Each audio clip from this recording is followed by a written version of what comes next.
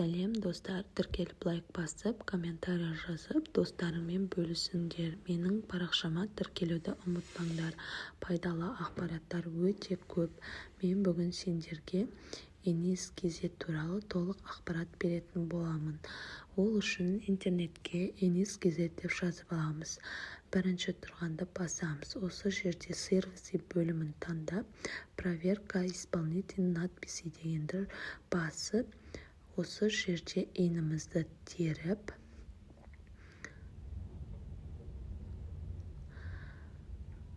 астында проверкадан өтеміз.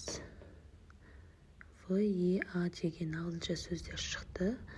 Проверить батырмасын басып, осы жерде қандай нотариустер арестке қойғанын көре аламыз. Менде ешқандай арест жоқ болғандықтан маған осындай шықты. Егер де аресттеріңіз бар болса, осындай данныйлар шығады аты жөнімен бірге.